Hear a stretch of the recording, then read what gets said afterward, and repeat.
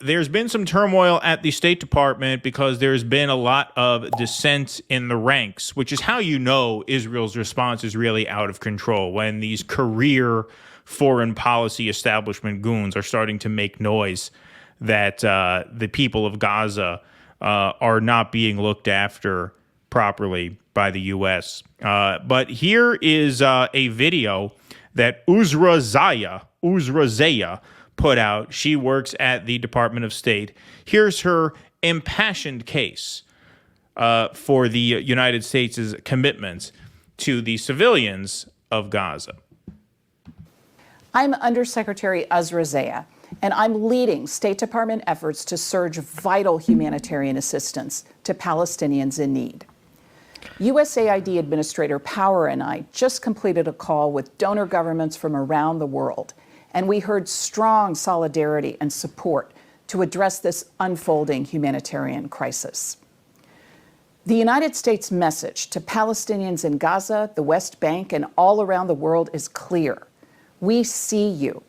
We grieve with you. We see and we you. Mourn. We see you. This is not a DEI meeting at the Nike executive boardroom here. We see you.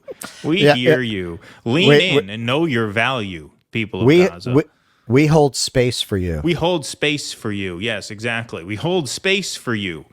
To our message to the people of Gaza, we see you, we hear you, mourn every innocent loss of life.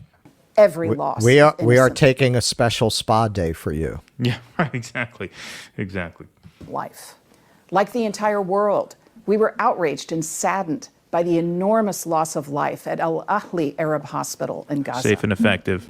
This is why the United States is working 24/7 to help ensure assistance urgently reaches those in dire need.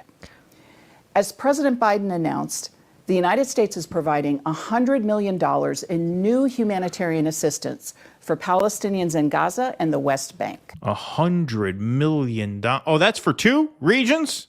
That's not just for Gaza alone? $100 million for Gaza and the West Bank. How much aid is going to the Israel defense effort, which is killing all these people in Gaza? That's why you have to put this aid in the first place. $10 billion. $10 billion for Israel. $100 million for Gaza and the West Bank to split, not to mention the $61 billion that they're sneaking into this package for Ukraine. I'm starting to think this was the secret deal. Remember Matt Gaetz said Kevin McCarthy made a secret deal with the Democrats to get Ukraine funding through? I'm starting to think that secret deal is, well, we'll throw some in for Israel, and then they can't vote no, right? Yeah, right. Yeah. I hear they also made $100 million fucking dollars. $10 billion going to the country that's genociding them. They get $100 million. Can you believe this? I mean, can you believe this? Well, they also negotiated a deal with Papa John. Pies are going to be $2.99. Yeah, right. Exactly. For the duration of the war within Gaza. $100 million.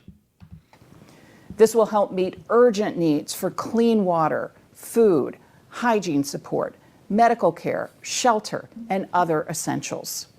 We are engaging intensively with partners in the region to stress the importance of upholding the law of war. What do you mean others in the region? To stress the importance of upholding the laws of war. Others in the region like who? Like the country that's breaking the laws of war?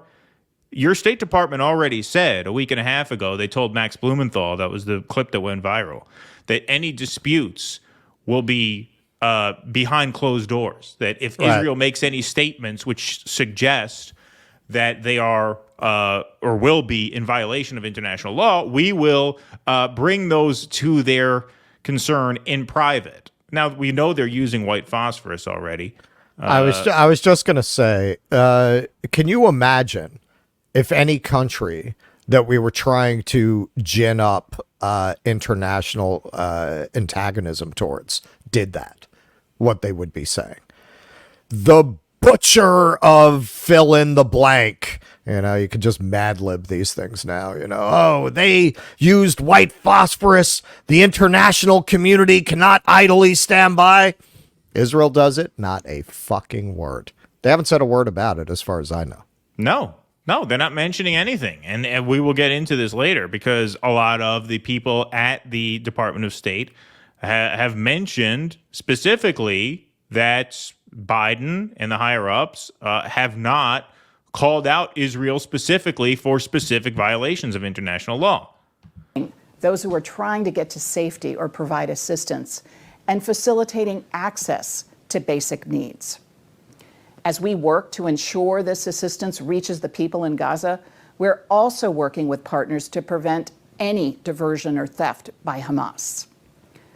Civilians are not to blame and should not suffer for Hamas's horrific terrorism. You think? My team and the entire department is working around the clock to ensure that humanitarian aid begins flowing into Gaza as soon as possible.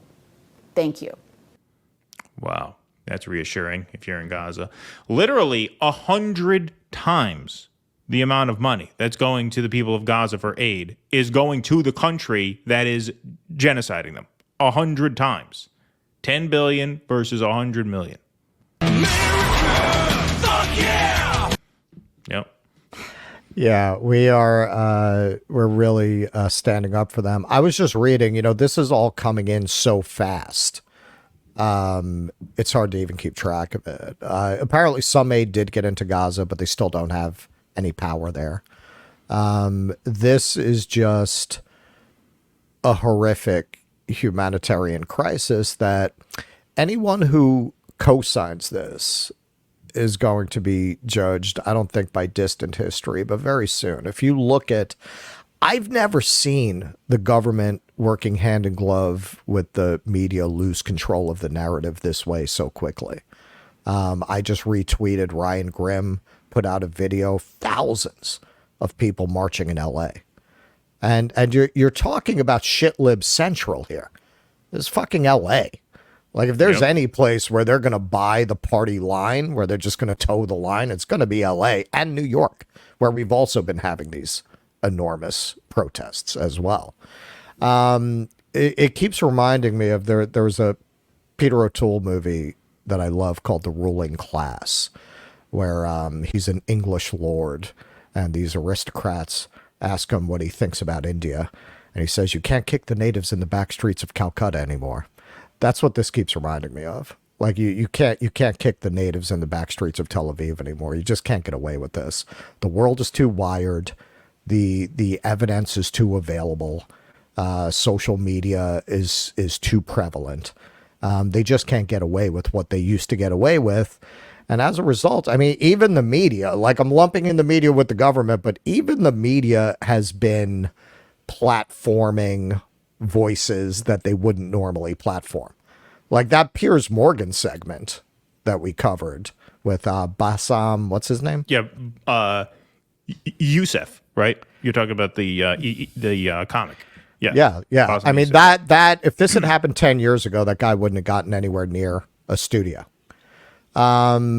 So you are hearing alternative points of view, and it's really quite incredible to me how much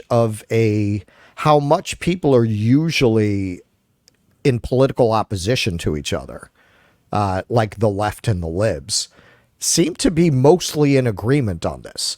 The rabid Zionists that I hear, it's a very small minority. Most people recognize that this is an atrocity. So again, I mean, it redeems a lot of the social justice movements of the last 10 years, because this is the first solid evidence I've ever seen that it's actually done any good. Yeah, and it certainly has. It certainly has. There certainly is some evidence of that right now. Please clap.